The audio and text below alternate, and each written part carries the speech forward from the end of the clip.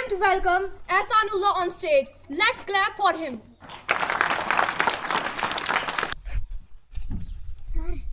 بسم الله الرحمن الرحيم يا أيها الذين آمنوا كتب عليكم الصيام كما كتب على الذين من قبلكم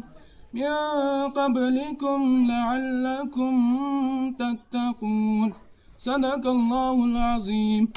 محترم المقام جناب پرنسپل صاحب و دیگر اساتذۂ کرام، میرے پیارے بھائیوں اور بہنوں اور میرے عزیز دوستوں، السلام علیکم ورحمۃ اللہ وبرکاتہ.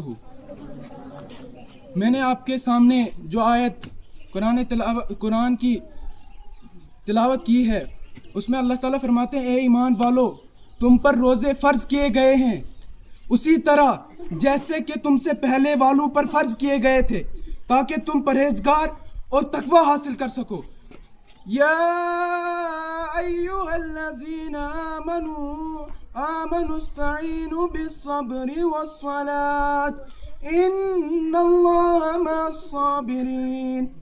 اس میں فرماتے ہیں اے ایمان والو، صبر اور نماز سے کام لیا کرو، بے شک اللہ تعالیٰ صبر کرنے والوں کے ساتھ ہے. اور فرماتے ہیں کہ رمضان کی فضیلت میں آپ کے سامنے چند الفاظوں میں بیان کرنا چاہوں گا، مجھے امید ہے کہ آپ غور سے سنیں گے. حضرت سلمان فارسی رضی اللہ تعالیٰ عنہ ارشاد فرماتے ہیں، جب رمضان شروع ہونے سے پہلے آپ صلی اللہ علیہ وسلم ہمیں مسجدوں میں بلایا اور ارشاد فرمایا کہ تم پر ایک عظیم اور رحمتوں والا مہینہ آنے والا ہے جو بابرکتوں والا مہینہ ہے. اللہ تعالیٰ اس میں اپنے بندوں پر ایک خاص قسم کی رحمتوں کا نزول عطا فرماتے ہیں، اور اگر تم اس مہینے میں نفل پڑھو تو اس کا ثواب فرضوں کے برابر ملے گا اور فرضوں کا ثواب 70 گنا عطا فرمائے گا. صحابہ کا یہ مزاج تھا کہ وہ انہیں جہاں بھی پتہ چلتا تھا کہ اس نیکی کا زیادہ ثواب ہے تو اس نیکی کی طرف بھاگ کر توجہ کرتے تھے، بھاگ کر اس نیکی کی طرف چلے جاتے تھے. حضرت انس بن مالک رضی اللہ تعالیٰ عنہ فرماتے ہیں کہ جب حضور صلی اللہ علیہ وسلم نے ہم سے رمضان کی شان بیان کی تو آپ صحابوں کا یہ مزاج بن گیا تھا کہ وہ رمضان سے پہلے اپنے سارے کام سمیٹ لیا کرتے تھے اور یکم رمضان کو مسجدوں میں ڈیرا لگا لیا کرتے تھے. یہ تھی رمضان کی فضیلت. آخر پہ میں ایک اور آیت تلاوت کرنا چاہوں گا.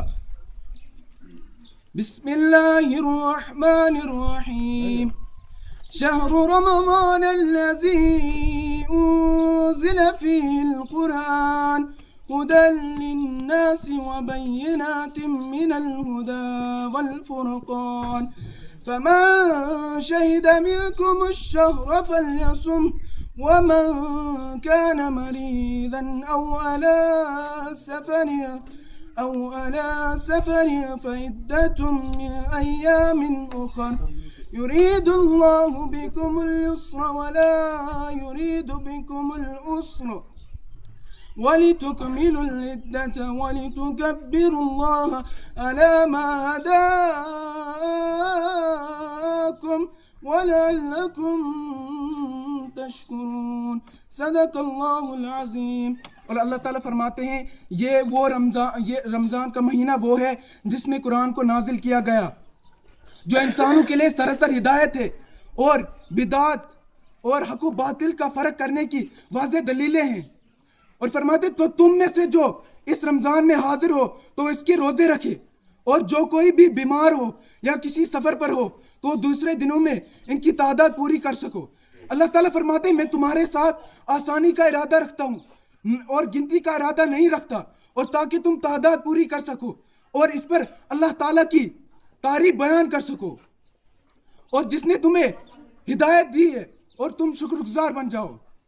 علامہ اقبال فرماتے ہیں منفیت ایک ہے اس قوم کی نقصان بھی ایک، منفیت ایک ہے اس قوم کی نقصان بھی ایک ہی سب کا نبی، دین بھی ایمان بھی ایک، دین بھی ایمان بھی ایک، حرم پاک بھی اللہ بھی قرآن بھی ایک. کچھ بڑی بات تھی ہوتے جو مسلمان بھی ایک، فرقہ بندی ہے کہیں اور کہیں ذاتیں ہیں، فرقہ بندی ہے کہیں اور کہیں ذاتیں ہیں، کیا زمانے میں پنپنے کی یہی باتیں ہیں؟ یوں تو سید بھی ہو مرزا بھی ہو افغان بھی ہو، یوں تو سید بھی ہو مرزا بھی ہو افغان بھی ہو، تم سبھی کچھ ہو، بتاؤ تو مسلمان بھی ہو. السلام.